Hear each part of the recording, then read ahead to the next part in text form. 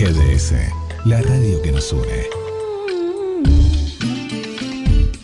La radio que buscabas. www.gdsradio.com.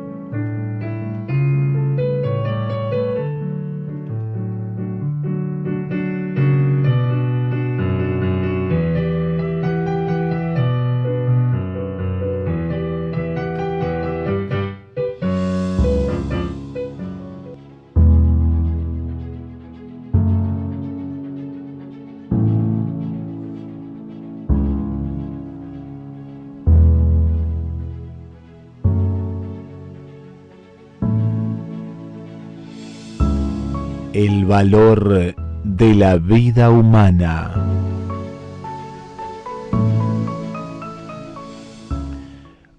Un escritor español, José María Gironella, cuenta que allá por el año 1936, iniciada la Guerra Civil Española, en un momento en el que temían que su vida peligrara en Gerona, decidió pasarse a Francia, y su padre lo acompañó hasta la frontera.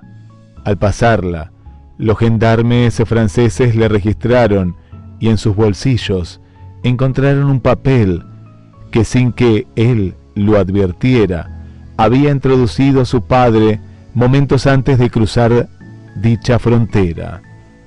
Era una brevísima carta que decía: «No mates a nadie, hijo. Tu padre, Joaquín».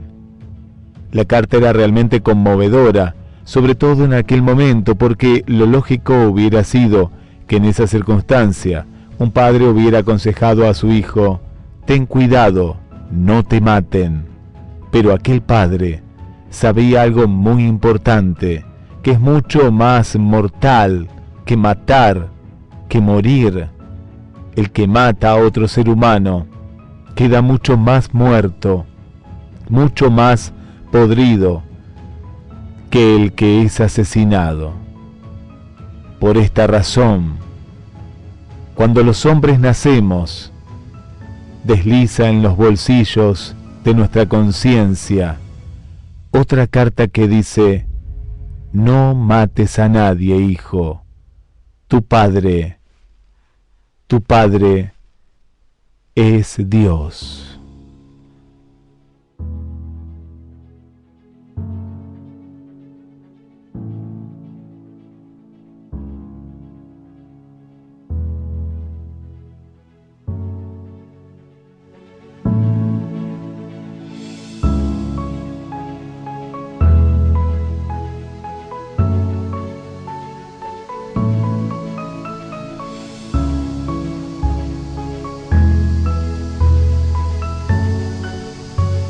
La estación de los sueños.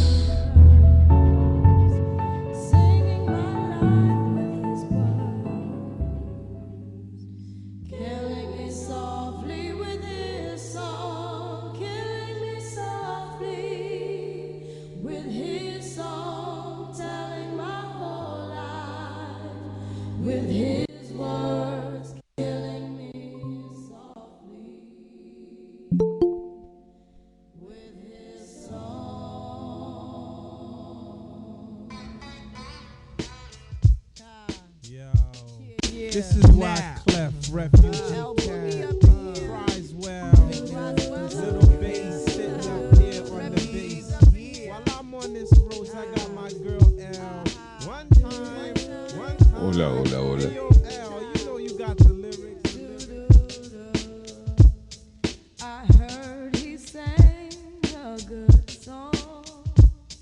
I heard he had a style. And so I came to see him and listen for a while. And there he was, this young boy, stranger to my eyes, strumming my pain with his fingers. Hola.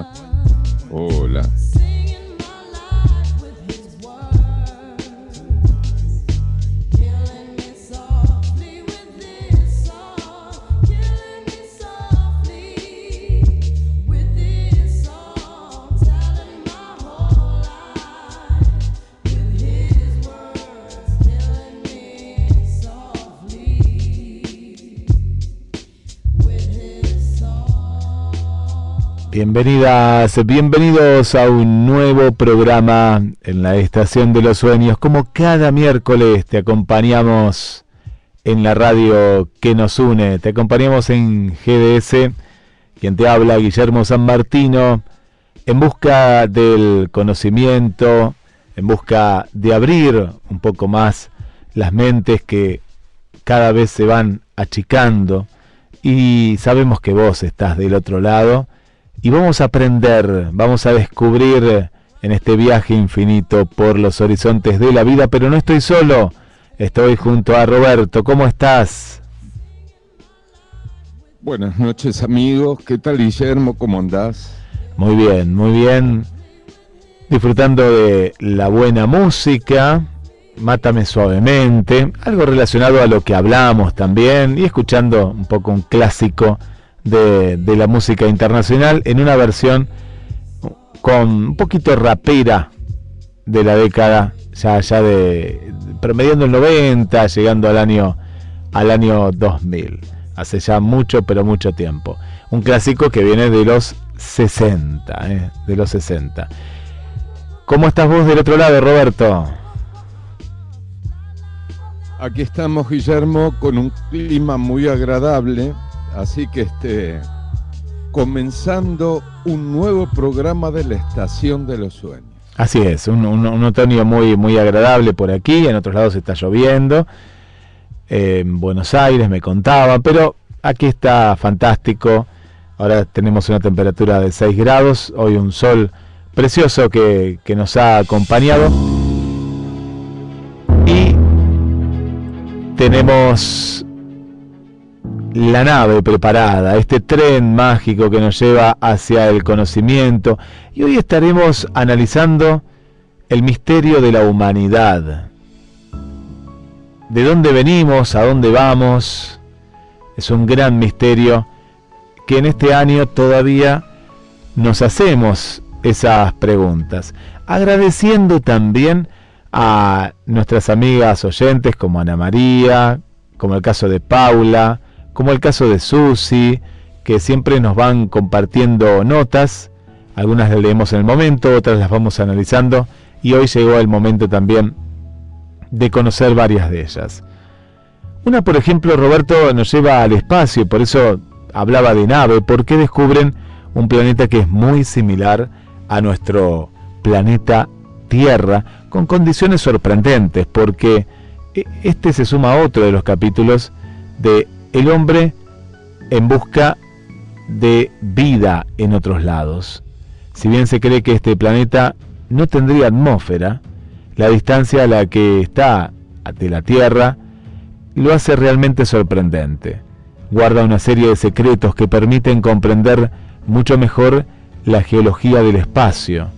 Es un planeta muy similar a la Tierra, pero contanos, Roberto, ¿qué condiciones tiene?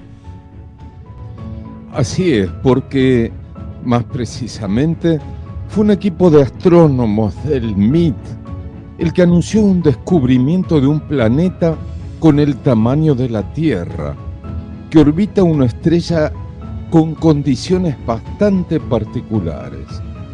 La distancia entre la Tierra y este nuevo descubrimiento es de exactamente 55 años luz, con una superficie que sería el doble de fría que el Sol.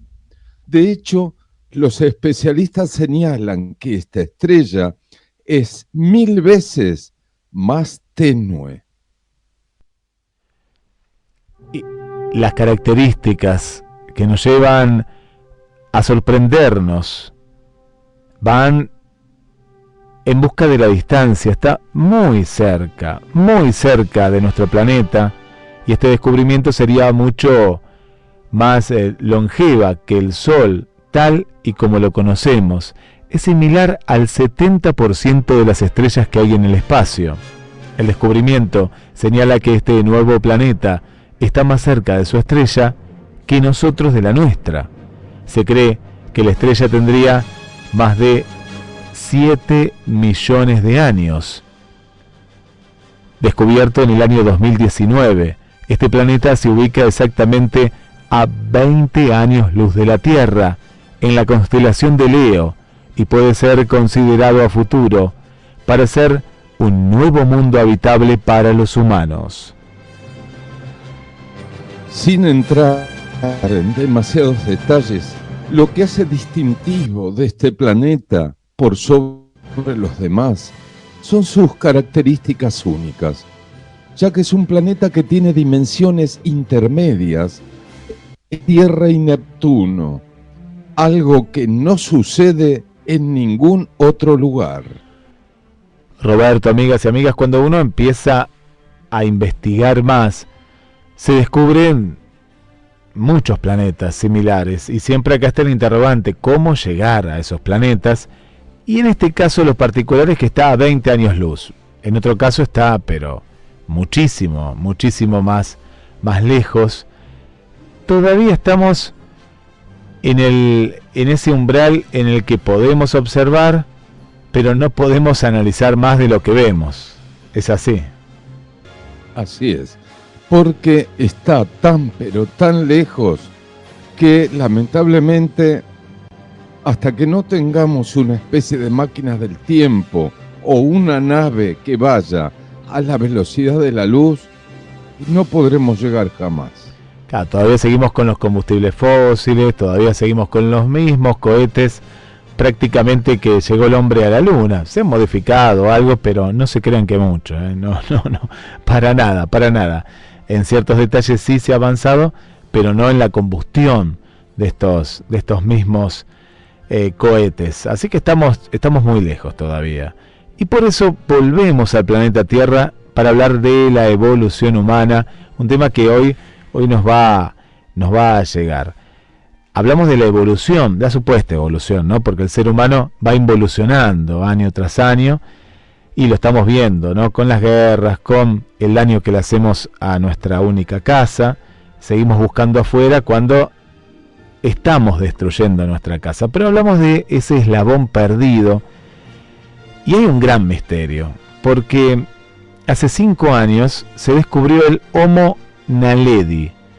Es una nueva especie de homínido que convirtió en la sabana surafricana con los humanos, convivió, ¿no? más cerca de lo que es el hombre moderno.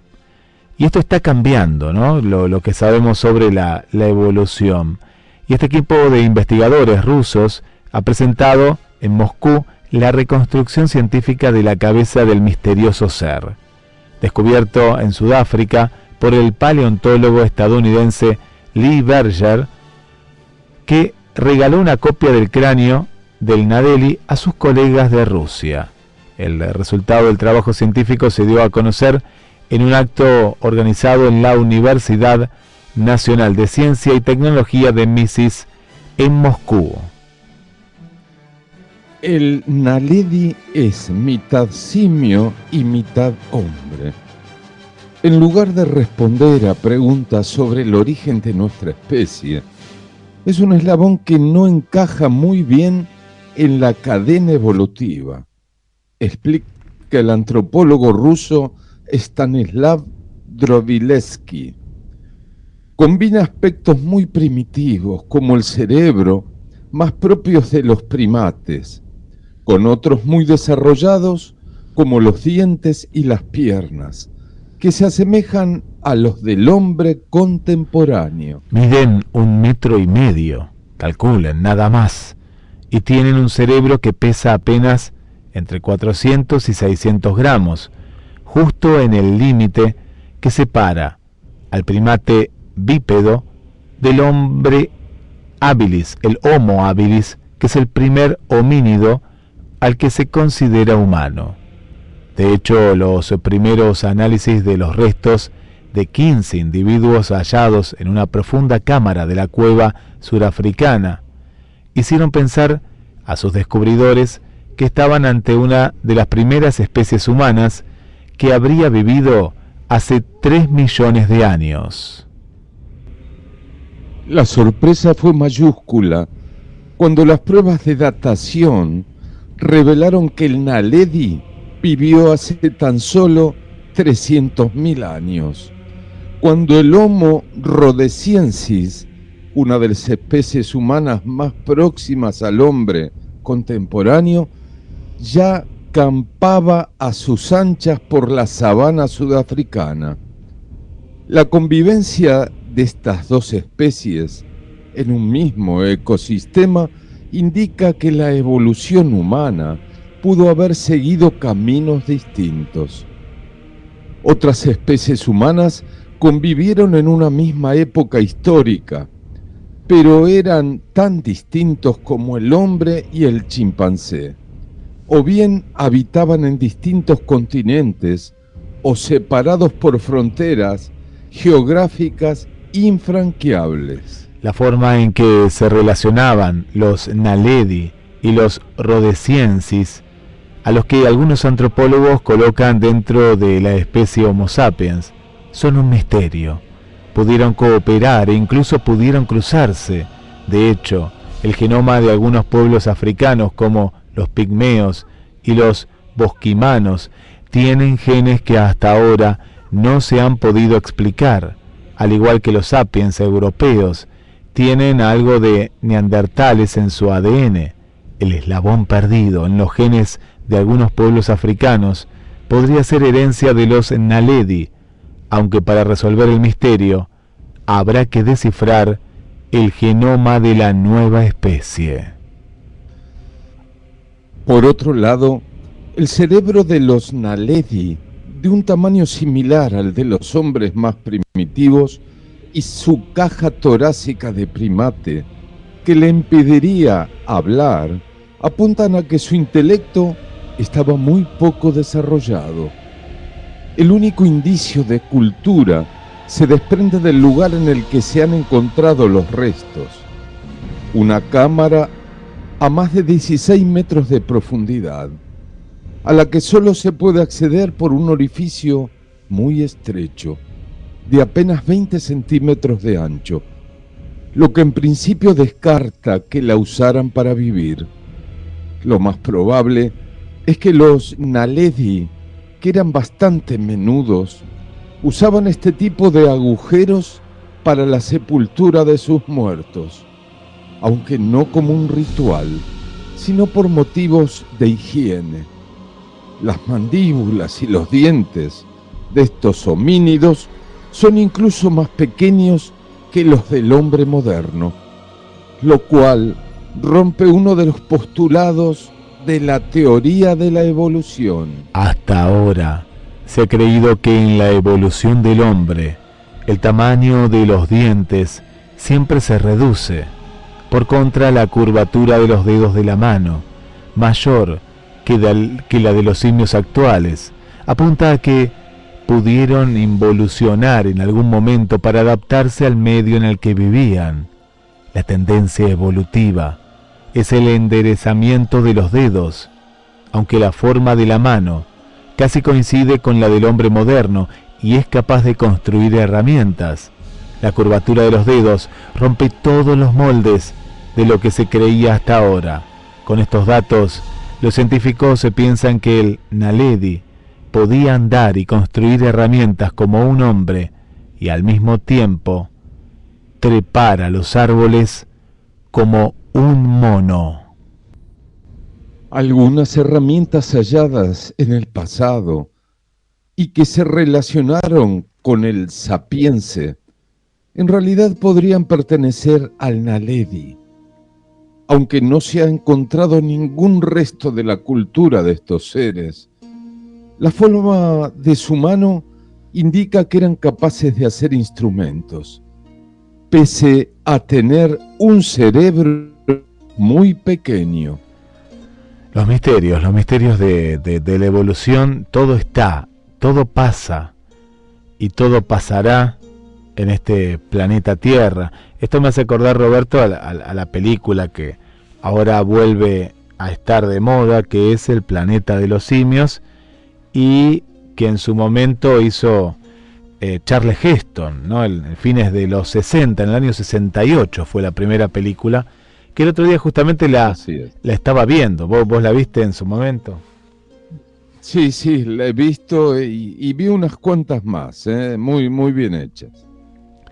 Vamos a seguir hablando hoy de la evolución, quédense en Misterios, nos vamos preparando, pero voy a mandar saludos y ya se viene el cuento, porque hoy tenemos tanta información que queremos compartir y que se relaciona. ¿Alguna vez te pusiste a pensar cómo el cerebro procesa los colores? ¿Por qué vemos esos colores? Hoy hablábamos hace un rato nada más en el programa del Café Literario Adela, hablábamos de los colores del otoño, ¿no? Estos colores, y qué maravilloso es pensar cómo procesar, cómo pensar con estas imágenes preciosas que nos deja la naturaleza, los colores de las flores, los colores de las hojas, del ocre al amarillo, al naranja. ¿Cómo lo procesa? ¿Te has pensado? Porque uno lo ve y dice, puedo. Bueno, las personas que ven, pero más allá de eso, vamos a conocer cómo nuestro cerebro crea o procesa estos colores maravillosos que estamos viendo. Estás en la Estación de los Sueños, y si es la primera vez que nos estás escuchando, te damos la bienvenida. Vamos camino a los 25 años. 25 años, nada más y nada menos. Hola María, ¿cómo estás? Bienvenida. Nos dice que existe lo que estamos contando. Claro que sí, está avalado científicamente. Es un descubrimiento de estos días, de esta semana nada más. Es un descubrimiento increíble, así que prepárense para lo que se viene. Hola Mariana, ¿cómo estás? Mariana, vos me vas a decir que hace frío, porque claro, en Concordia siempre hace mucho calor, y ahí estamos, pero es este otoño que lo estamos descubriendo a través de las imágenes, de la percepción. Hola Teresa, ¿cómo estás? Bienvenida Teresa, y gracias por escucharnos la primera vez, y te damos la bienvenida a Teresa Martí. Bienvenida Teresa, y gracias por estar.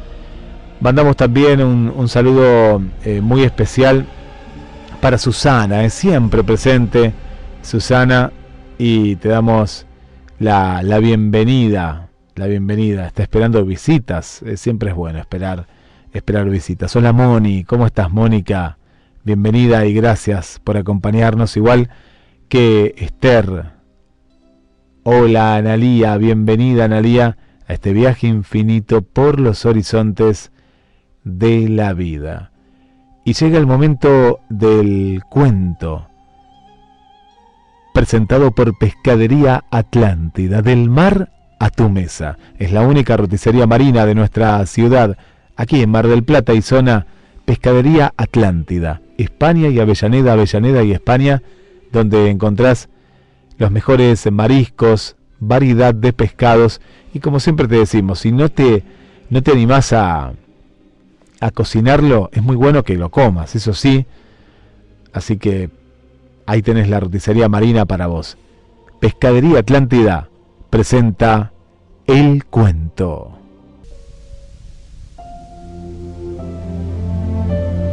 Hoy presentamos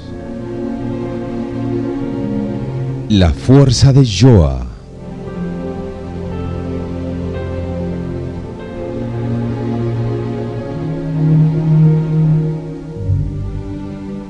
Joa, ya de cierta edad, fue a un paseo con sus amigos. Caminando, empezaron a recordar de su juventud y la fuerza que tenía cada uno cuando eran todavía muchachos. Dijo uno: cuando yo era un joven, era más fuerte que hoy y podía caminar hasta 20 kilómetros al día sin parar. El segundo dijo: cuando yo era un muchacho, rompía un palo grueso con una sola mano. El tercero dijo: la fuerza de la juventud no es como la de la vejez. Dijo Joa: no es verdad. Yo soy tan fuerte hoy como cuando joven. ¿Qué estás hablando?, le preguntaron los amigos. Y Joa contestó: pues esa es la pura verdad, y puedo demostrarlo. Entonces demuéstranos, les dijeron los compañeros. Entretanto, llegaron a un campo. Joa se acercó a una roca grande y pesada. Quiso levantarla, pero por supuesto no resultó. Se volvió a sus amigos y les dijo: ¿vieron? Aquí está la demostración. Pero tú no la levantaste, les dijeron los amigos. Y Joa les contestó: ¿y creen ustedes que cuando joven lo hubiese podido hacer?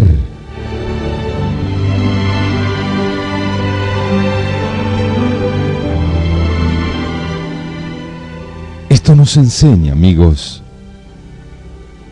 que solemos retener los recuerdos agradables y nos deshacemos de los desagradables. Y por esto añoramos otros tiempos que parecen mejores. Lo que sucede si hacemos esto es que no vivimos el presente por recordar el pasado. Lo que sucede es que no vivimos plenamente.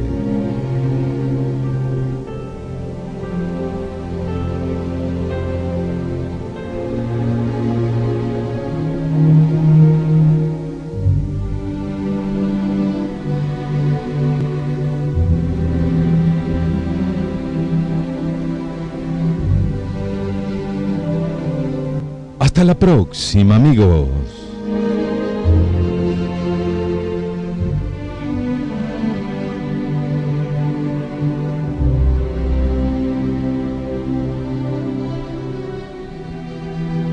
Estás escuchando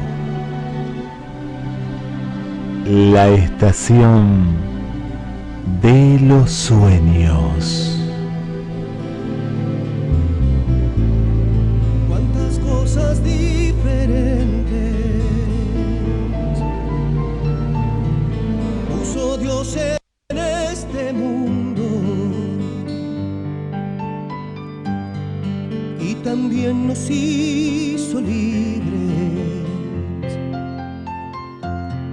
de elegir y hallar el rumbo,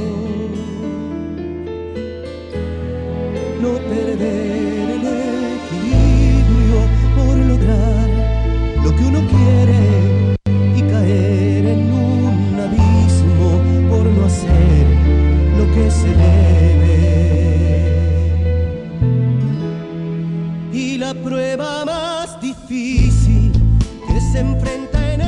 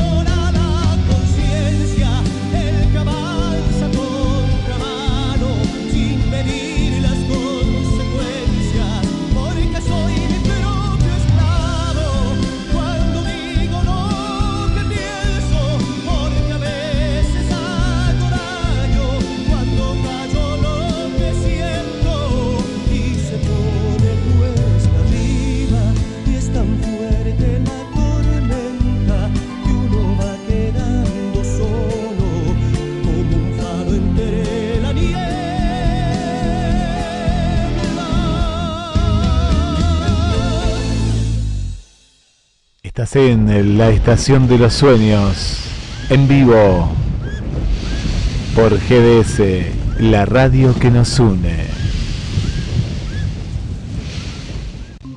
Y al final es uno mismo el que ignora la conciencia. Y escuchando a Jorge Rojas, uno mismo, qué hermoso tema el que nos ha regalado Jorge Rojas en esta noche, en la estación de los sueños. Y seguimos mandando saludos.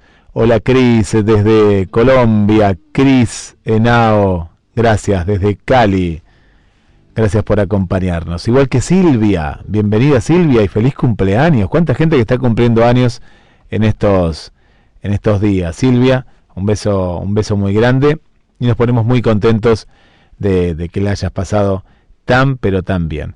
Marisol, bienvenida Marisol y gracias por estar, igual que Jacqueline, bienvenida. María Cristina, tanto tiempo, gracias María Cristina por estar ahí con nosotros. Hola también a Patricia, hola Pato, bien ahí, gracias por acompañarnos y le mandamos un beso muy grande para nuestra querida Esther López Báez. Y vamos a seguir mandando saludos, pero tenemos muchos temas para compartir con todos ustedes. Recordamos el WhatsApp, la línea de comunicación 223-424-6646. Le mandamos un gran abrazo también a Carlos. Gracias Carlos por estar desde el barrio San Juan. Y vamos a percibir, Roberto, con el cerebro, que es tan importante esta máquina que nos acompaña siempre, que nos hace pensar, pero también actúa de manera directa en todos nuestros sentidos. En todos los sentidos, ahí aparece esta máquina que es el cerebro. Y los colores, estos colores que se presentan a diario, la cuestión de percibir, de ver una tonalidad, y este circuito de neuronas que podría explicar cómo los animales ven ondas de luz como tonalidades de color. Percibir algo, lo que sea en el entorno, es ser consciente de que lo detectan los sentidos. La vista es algo fundamental para nosotros, que no pensamos en ella, porque vemos sin pensar, pero para poder ver en color, como los seres humanos, nuestro cerebro tiene que traducir los estímulos que produce la luz de distintas longitudes de onda en la retina en la idea del color, por ejemplo, naranja o verde. ¿Dónde está ese convertidor? Esta es la pregunta. ¿A dónde se encuentra esta señal en el cerebro? Los neurocientíficos de la Universidad de Columbia en los Estados Unidos han identificado por primera vez un circuito de células cerebrales en moscas de la fruta que convierten las señales sensoriales brutas en percepciones del color que pueden guiar el comportamiento. ¿Y qué pasa, Roberto, en ese momento? Muchos de nosotros damos por sentado la riqueza de colores que vemos cada día. El rojo de una fresa madura o el marrón intenso de los ojos de un niño. Pero esos colores no existen fuera de nuestro cerebro. Los colores son percepciones que el cerebro construye a medida que da sentido a las longitudes de onda más largas y más cortas de la luz que detectan los ojos. El cerebro ayuda a los organismos a sobrevivir y prosperar, convirtiendo las señales sensoriales en percepciones del mundo. Preguntarse cómo percibimos el mundo parece una pregunta sencilla, pero responderla es todo un reto. Mi esperanza es que nuestros esfuerzos por descubrir los principios neuronales que subyayen a la percepción del color nos ayuden a comprender mejor cómo los cerebros extraen las características del entorno que son importantes para sobrevivir cada día. El equipo de investigación informa del descubrimiento en redes específicas de neuronas, un tipo de célula cerebral en moscas de la fruta que responden selectivamente a varios matices. El matiz designa los colores percibidos asociados a determinadas longitudes de onda o combinaciones de longitudes de onda, que no son intrínsecamente coloridas. Estas neuronas selectivas se encuentran en el lóbulo óptico, la zona del cerebro responsable de la visión. Entre las tonalidades a las que responden estas neuronas están las que las personas percibirían como violetas o otras que corresponden a longitudes de onda ultravioleta que no son detectables por el ser humano. Detectar las tonalidades ultravioletas es importante para la supervivencia de algunas criaturas como las abejas y quizá las moscas de la fruta.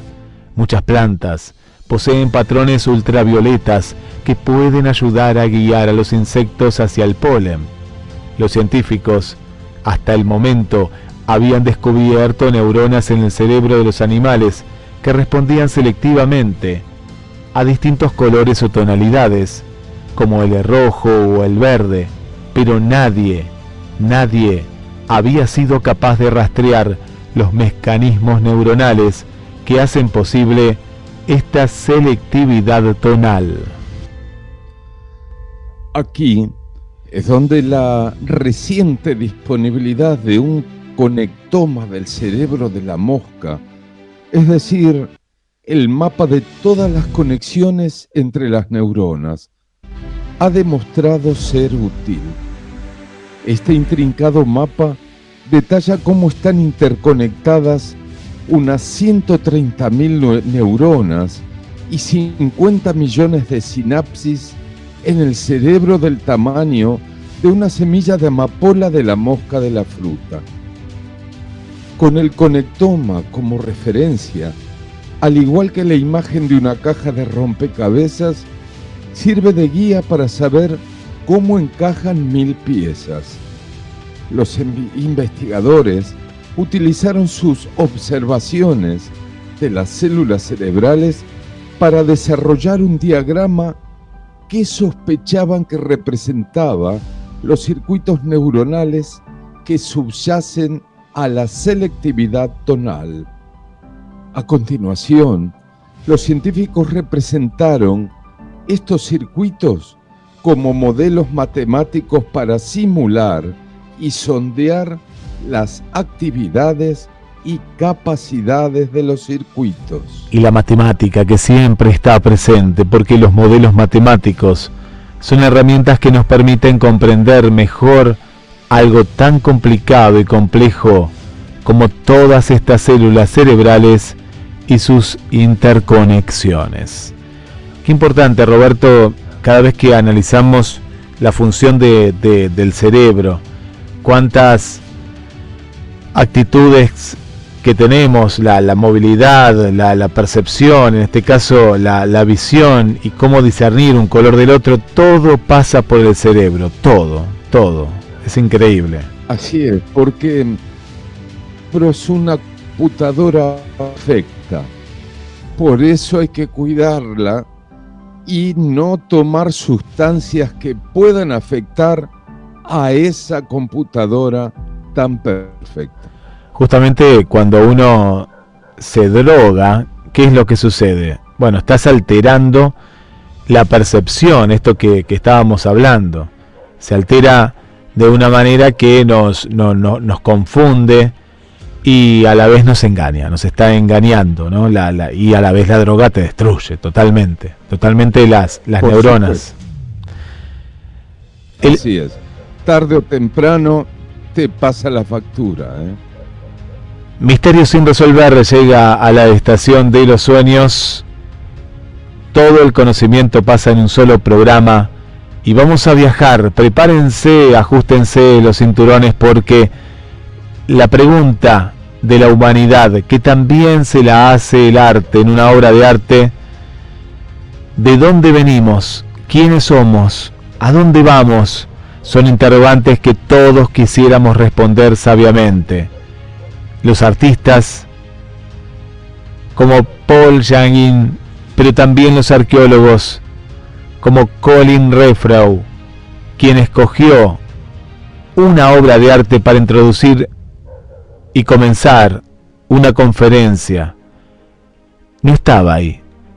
Sin embargo, buscamos esas respuestas. Todo lo contrario, había ido a hablar de una gran incógnita que sigue desconcertando tanto a expertos como a mentes sencillamente curiosas como las de ustedes.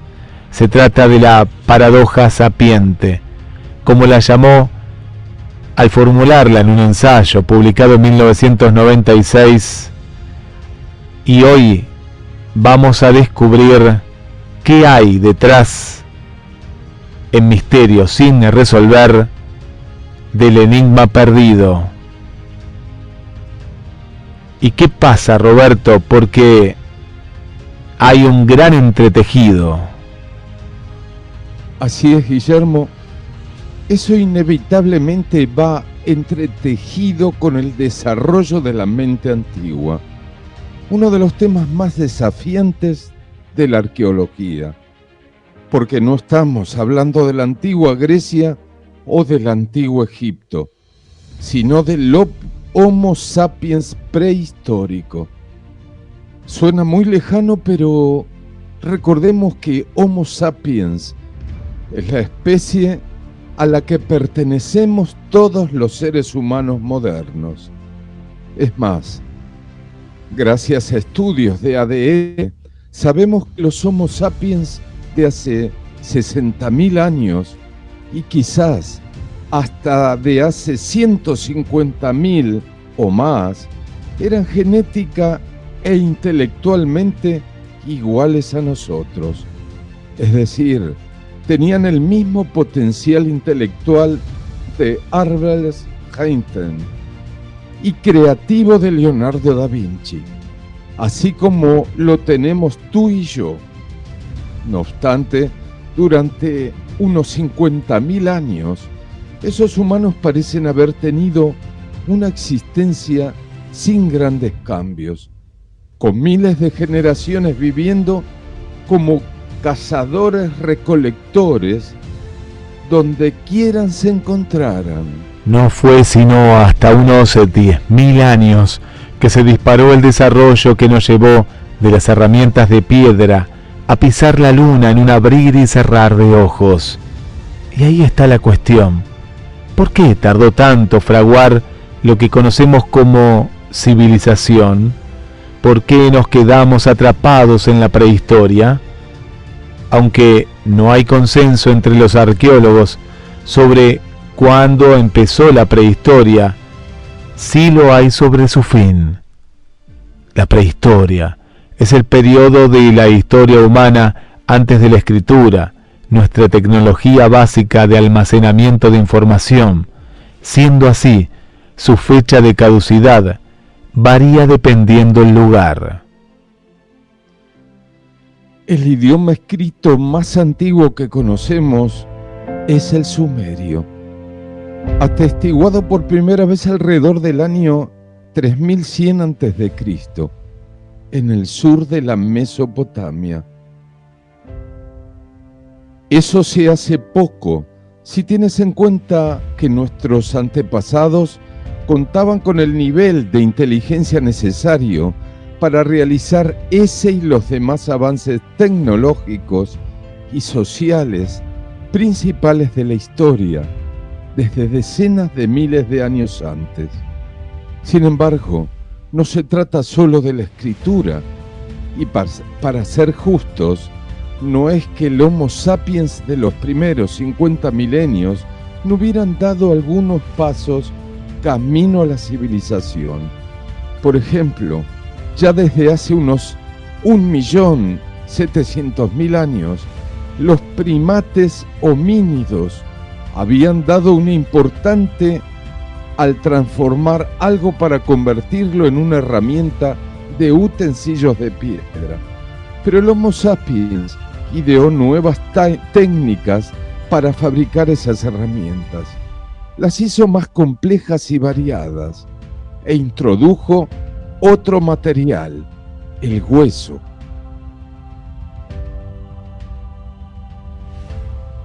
Aunque no parecen a primera vista ser algo que cambia el mundo, son la primera evidencia que tenemos de que los humanos se fijaban en su propia imagen, un punto interesante de desarrollo. Y aparece el arte. En esos 10.000 años hubo una explosión de ese arte rupestre que en los anteriores 50.000 años vimos restringidos principalmente a un área de Europa. En todos los asentamientos floreció la escultura, monumental o diminuta, en variedades de materiales, así como la pintura y la música, hasta que llegó la escritura a ponerle punto final a esa prehistoria, pero no al ritmo de su desarrollo. Esto es lo interesante. Si ese Homo sapiens de hace 60.000 años, bañadito y peinadito, se sentara al lado tuyo, hoy no se diferenciaría de ningún otro ser humano. Y como demostró 50.000 años más tarde, era perfectamente capaz de empezar a transitar el camino hacia las revoluciones agrícola, científica, industrial y digital, además de cualquiera de los conceptos simbólicos que caracterizan a los humanos. Entonces, ¿por qué tardó tanto en avivar el paso?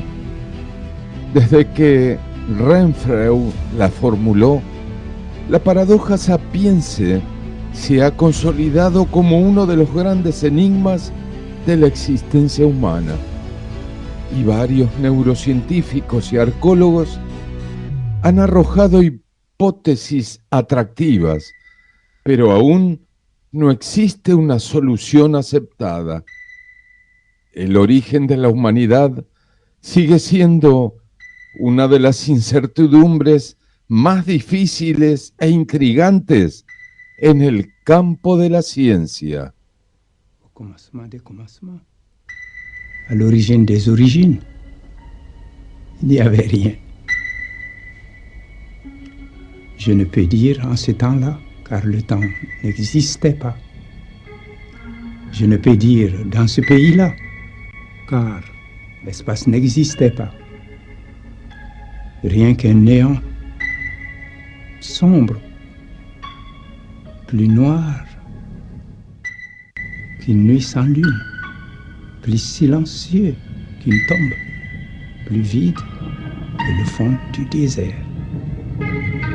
Soudain, ce vide accouche d'un minuscule œuf d'énergie et de matière. C'est la naissance de l'espace y du temps. Las pruebas están, pero el misterio sigue.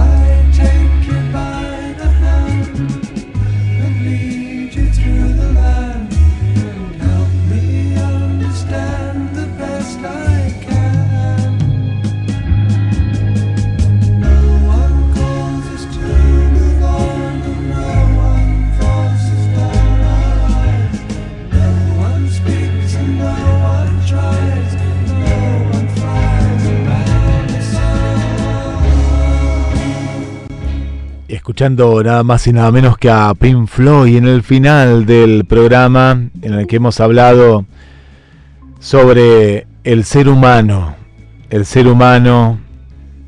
y el eslabón perdido. Seguiremos investigando. Le mandamos un beso muy grande para Carolina, gracias por estar. Igual que a Gilem, gracias por acompañarnos. A Gladys del barrio Constitución, gracias por estar también. Vamos uniendo diferentes barrios y agradecemos a Ana María del barrio San José, a Paula de la zona de Los Troncos, a Susi desde Hurlingham, gracias por las noticias que nos van compartiendo y que compartimos junto a ustedes, y todo tiene que ver con todo, ¿no? Todo tiene que ver con todo. Gracias a Susi del barrio Pompeya por acompañarnos cada semana, en vivo o diferido, siempre estás ahí. Y gracias. Y no se olviden, todos los sábados desde las 12 y los domingos desde las 11 de la mañana, dialogando con la vida. El sábado, programa de estreno al mediodía y la repetición el domingo después del programa en el mismo idioma a las 11. Un saludo también para Jacqueline, gracias Jacqueline por acompañarnos, igual que a nuestra querida amiga Ceci detrás de la cordillera, igual que Vane, Vilma, gracias por estar.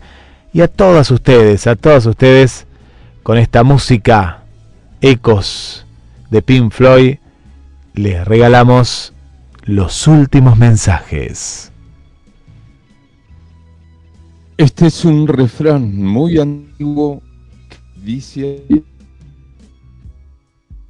de desagradecidos está el infierno lleno. Denota que la ingratitud es el más aborrecido y el más común de todos los vicios. Será, si Dios quiere, hasta la semana que viene. Los esperamos. Les dejo el mensaje final. Durante tu vejez te arrepentirás más de las cosas que no hiciste que de aquellas que sí hiciste. Arriésgate, experimenta, sueña, cáete, levántate, equivócate y siempre vas a triunfar. Gracias y será hasta la semana que viene.